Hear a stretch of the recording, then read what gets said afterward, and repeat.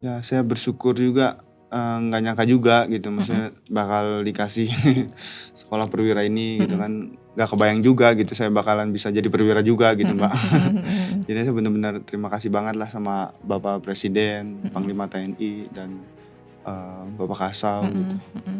untuk, hadiah yang diberikan kepada atlet-atlet Heeh. SEA Games kemarin gitu. Jangan pernah takut untuk bermimpi, Mbak. Mmm. Jangan pernah takut untuk bermimpi, jangan pernah takut untuk mencoba, dan jangan pernah takut gagal. Mmm.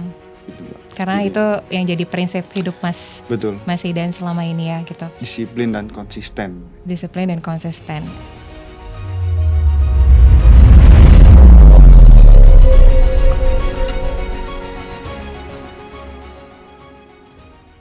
Selamat datang di Defense Talk, suara strategis pertahanan Indonesia. Bersama saya, Yuli Ari. Di banyak negara, olahraga dan militer sering dipandang sebagai dua dunia yang berbeda. Yang satu berbicara tentang kompetisi, pencapaian, dan prestasi individu. Sementara yang lain identik dengan disiplin, pengabdian, dan tanggung jawab kepada negara.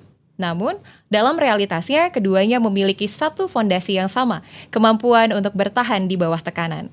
Baik seorang atlet maupun seorang prajurit hidup dalam kultur yang menuntut konsistensi, daya tahan mental, disiplin, dan kemampuan untuk terus melampaui batas diri. Dan mungkin karena itulah dalam sejarah banyak negara, olahraga sering menjadi salah satu ruang pembentukan karakter nasional, tempat lahiran mentalitas juang, daya tahan, dan semangat pengabdian. Hari ini kita akan membahas perjalanan seseorang yang berada tepat di persimpangan dua dunia tersebut. Dunia olahraga, prestasi, dan dunia militer. Bersama saya telah hadir Letda Kes Idan Fauzan, atlet lompat galah Indonesia, yang kemudian melanjutkan pengabdiannya sebagai perwira TNI Angkatan Udara. Perjalanan beliau menarik, bukan hanya karena transisinya dari arena atletik menuju institusi militer, tetapi juga karena memperlihatkan bagaimana disiplin olahraga dapat membentuk karakter kepemimpinan, ketahanan mental, dan profesionalisme dalam pengabdian kepada negara.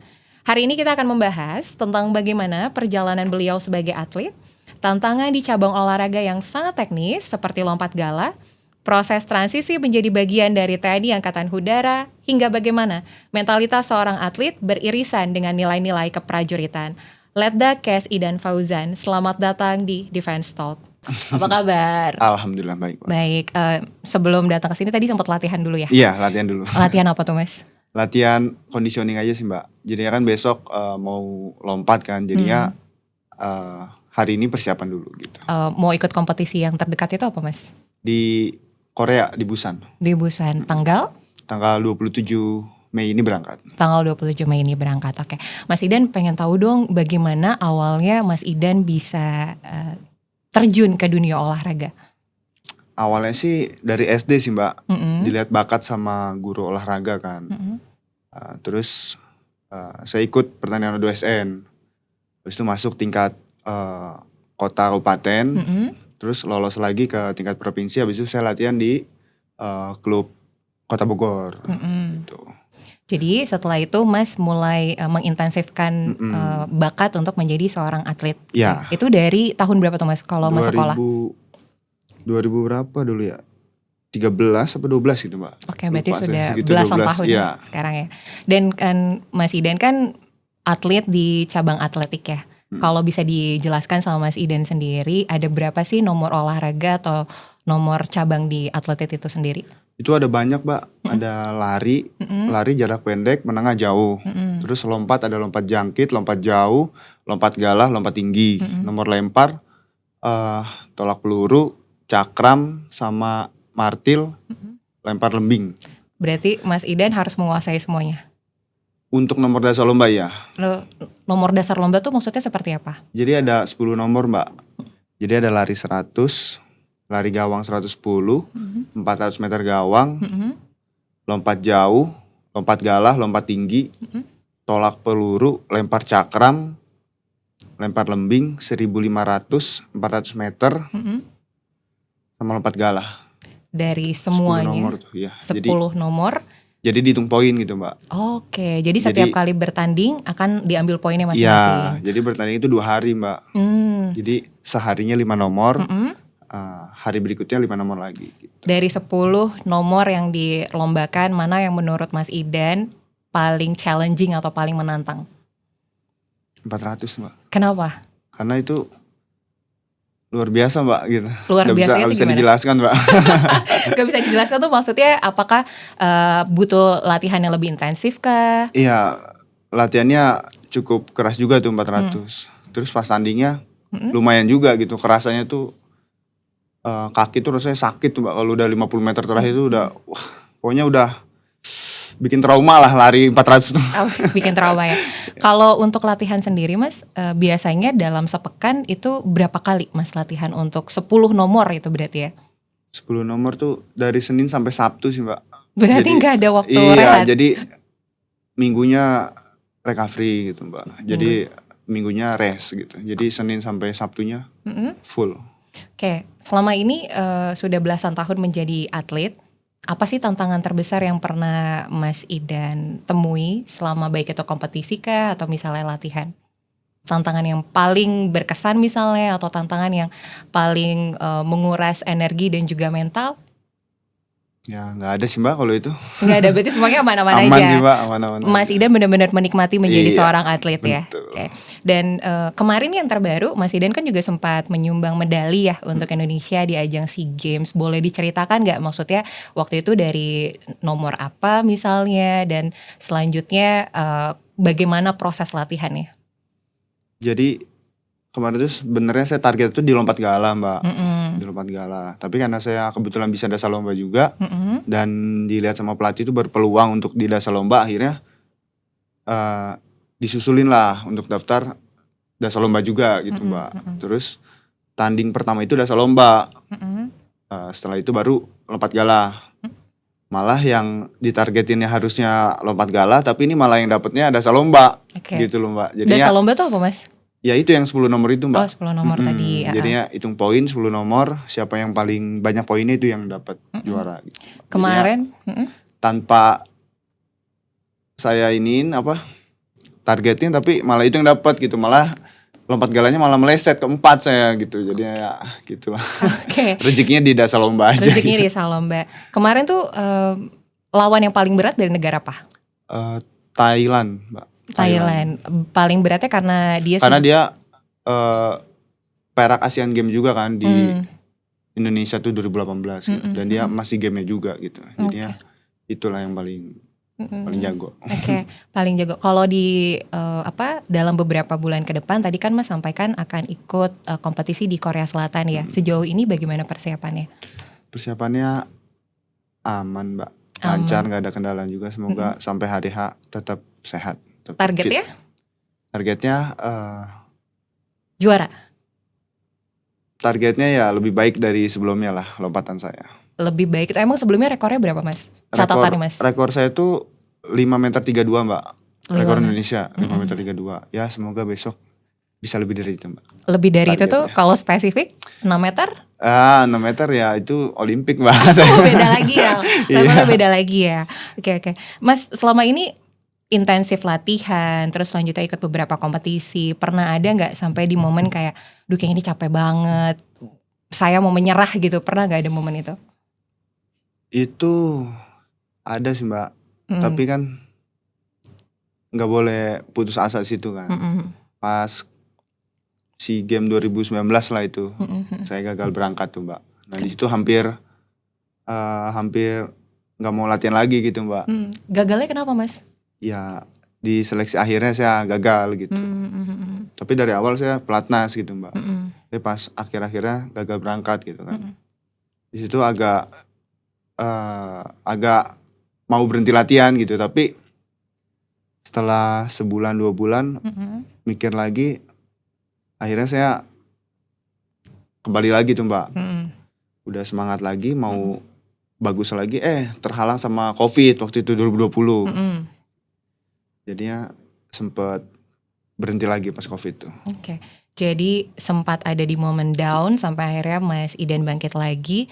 Ada sosok yang berpengaruh nggak yang akhirnya mendorong Mas Idan juga, ayo tetap semangat untuk bisa ikut pertandingan atau untuk olahraga yang lainnya gitu?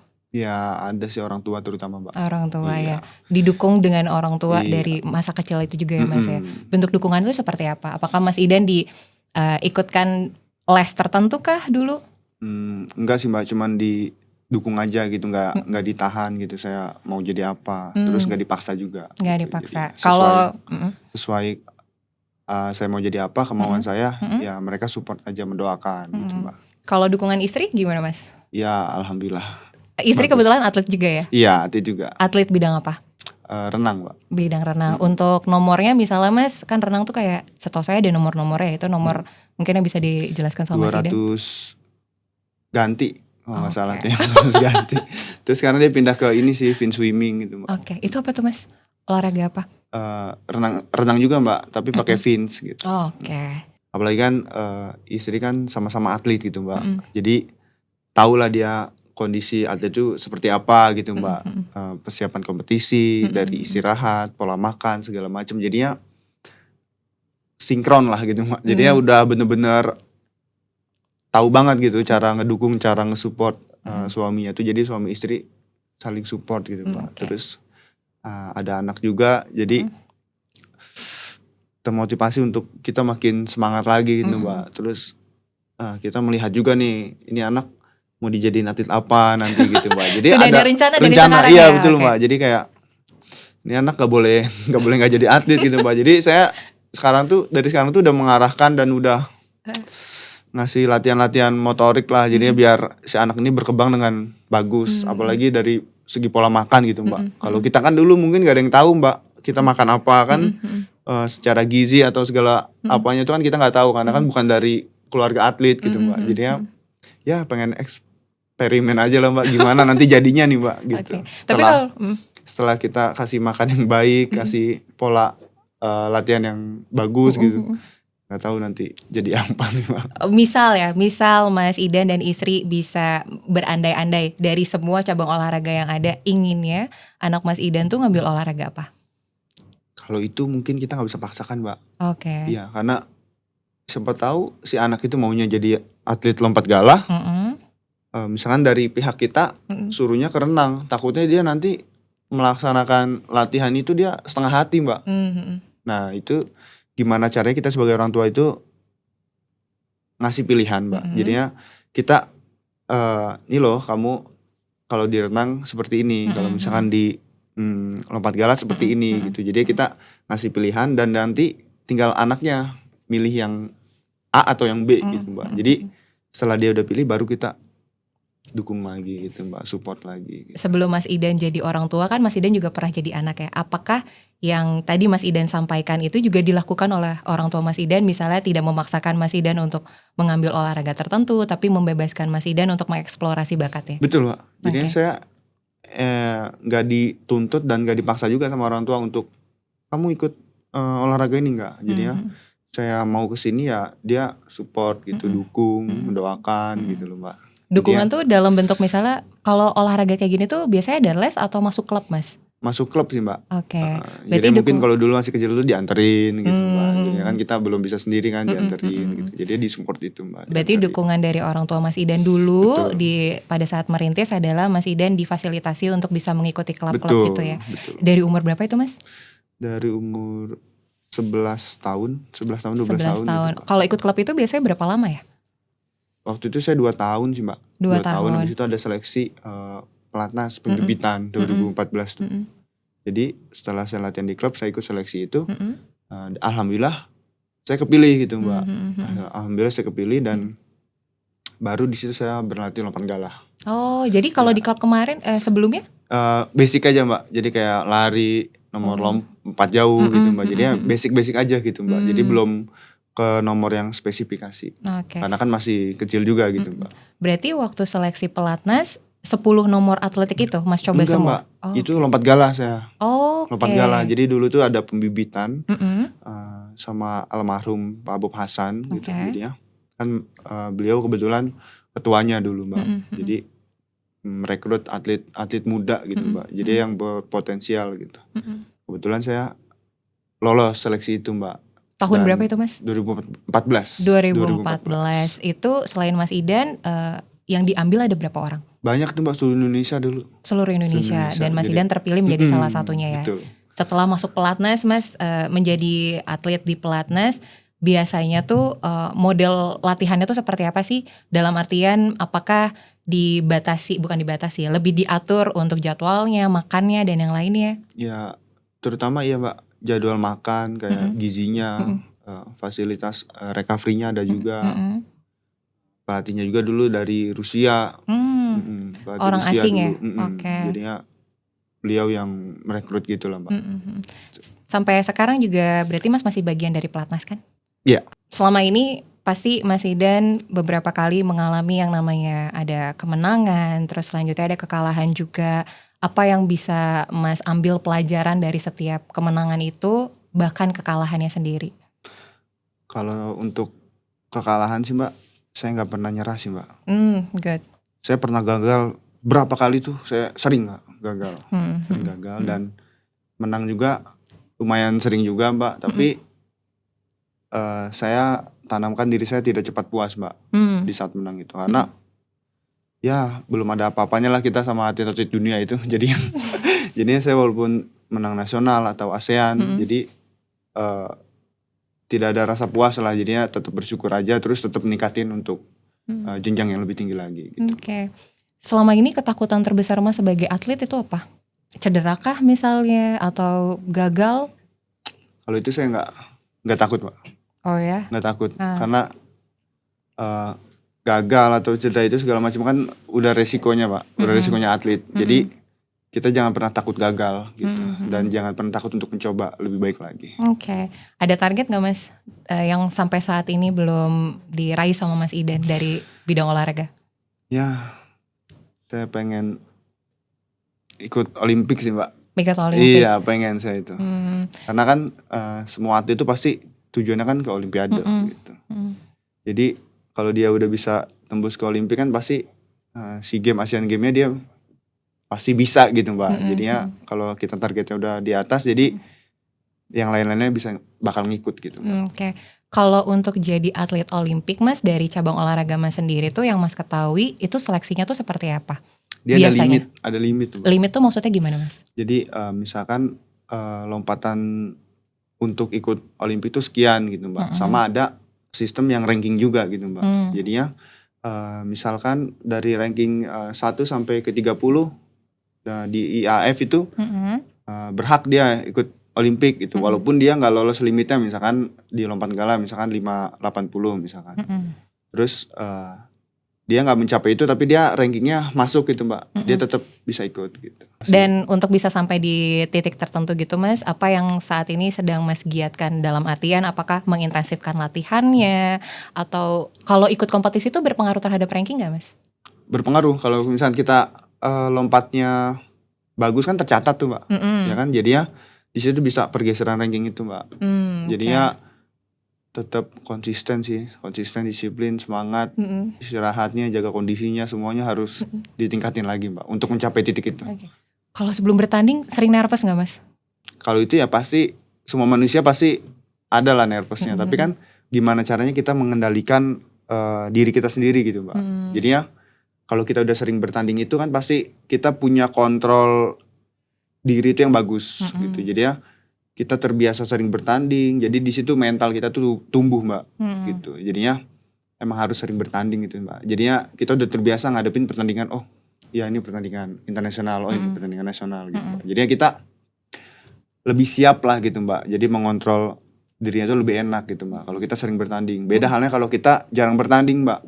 Kalau kita jarang bertanding kan pasti kita gugup lah atau ragu-ragu lah gitu Mbak. Itulah fungsinya sering bertanding tuh itu, biar mental kita terbentuk. Berarti akhirnya pengalaman membawa Mas Idan lebih banyak, lebih siap ya untuk menghadapi setiap pertandingan. Iya betul Pak. Kan kalau di beberapa atlet itu suka ada kebiasaan ya Mas, Iya. kayak misalnya dengerin lagu atau misalnya diam diri. Kalau Mas Idan sendiri ada tradisi gak? Maksudnya kebiasaan khusus gak sebelum bertanding tuh, misalnya harus ngapain nih? Ya yang paling umum sih sebenarnya jaga kondisi, istirahat, vitamin, sama makan sih Mbak, mungkin dikontrol karena itu kan bahaya tuh Mbak. Kalau misalnya kita salah makan aja kan berat badan naik, kita nggak bakal maksimal tampil gitu Mbak. Jadi ya bener-bener makan terus dijaga banget. Dari organisasi juga ada ini ya, ada aturan tersendiri ya untuk badan gitu ya. Iya betul. Oke. Mas, sekarang kita beralih ke pertanyaan tentang Mas Idan sebagai personel militer ya. Bisa diceritakan nggak bagaimana akhirnya Mas Idan juga bisa menjadi seorang anggota TNI Angkatan Udara? Jadi dulu pas COVID itu Mbak, yang saya agak terpuruk tuh SEA Games tuh. Nah, terus ada pendaftaran jalur khusus atlet di TNI Angkatan Udara. Kebetulan senior saya kan ada TNI Angkatan Udara juga gitu. Jadi di situ saya mau ikut tes gitu Mbak. Tapi itu pun belum tentu masuk tesnya karena kan bersaing sama atlet-atlet yang lain juga kan gitu yang punya kompeten bagus segala macem gitu kan. Menseleksi yang benar-benar dan memenuhi persyaratan juga gitu Mbak. Kayak kesehatan, psikologinya, semuanya gitu, banyak macam-macam lah gitu Mbak. Kebetulan saya terpilih di situ Mbak. Jadi 2021 tuh saya nempuh pendidikan Bintara, habis itu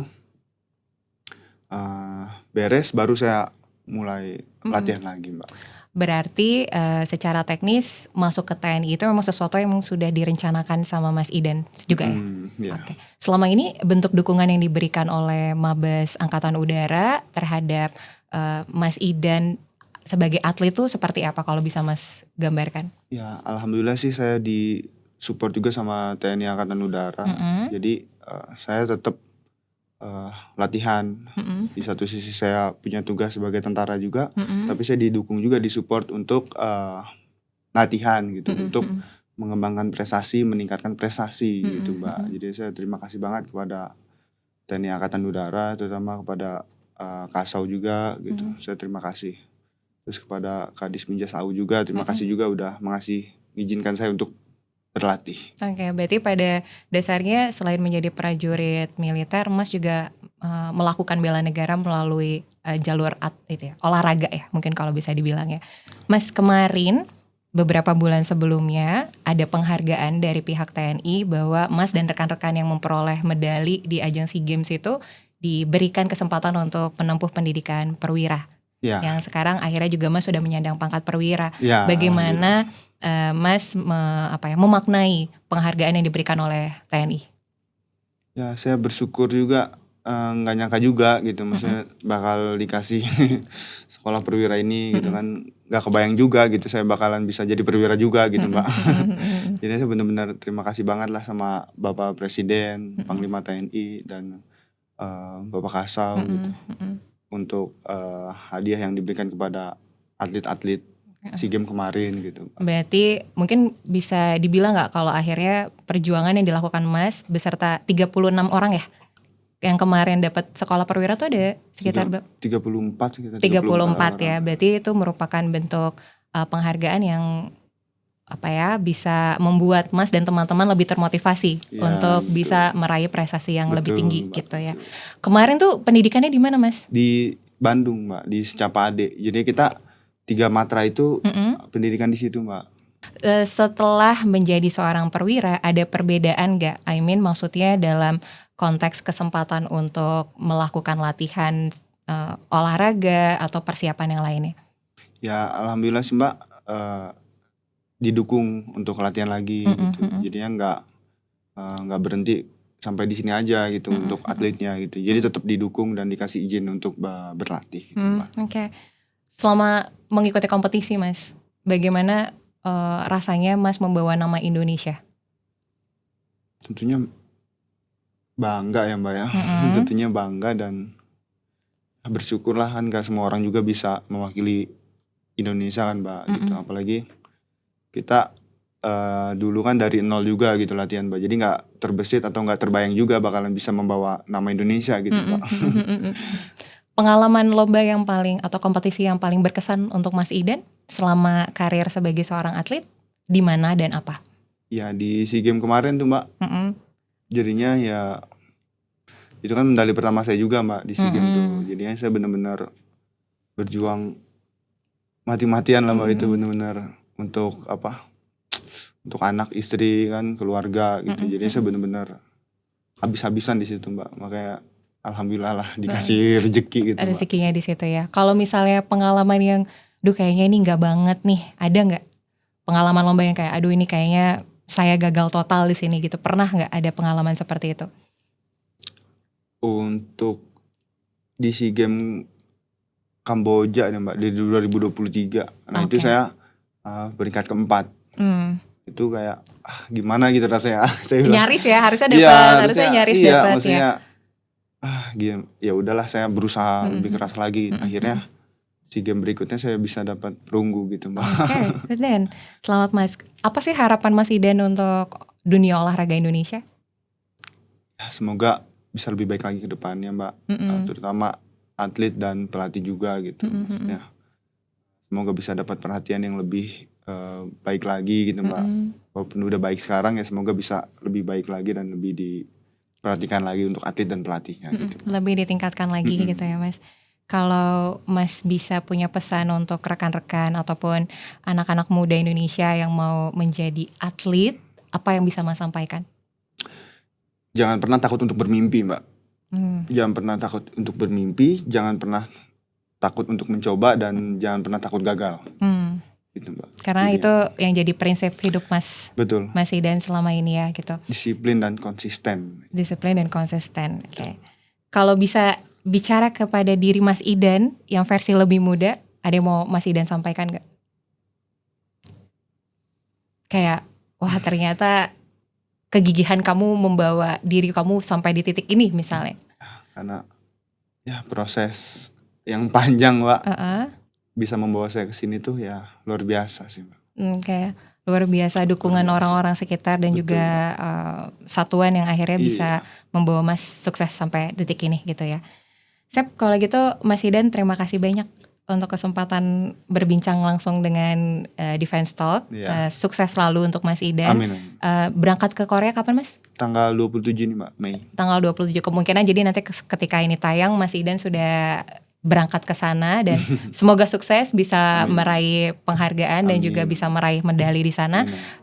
Kita doakan semuanya dan terima kasih Mas Idan, sehat Terima selalu kasih, dan Mbak. sukses selalu. Amin, terima kasih Mbak. Dari diskusi ini kita belajar bahwa jalan menuju kesuksesan tidak selalu lurus, tapi dengan disiplin, konsistensi, dan keberanian mengambil peluang, seseorang bisa melampaui batas yang tidak pernah ia bayangkan sebelumnya. Demikian episode kali ini, saya Yuli Ari pamit. Defense Talk akan terus menghadirkan diskusi mendalam tentang pertahanan dan teknologi. Jangan lupa subscribe, share, dan ikuti episode-episode berikutnya. Defense Talk, suara strategis pertahanan Indonesia.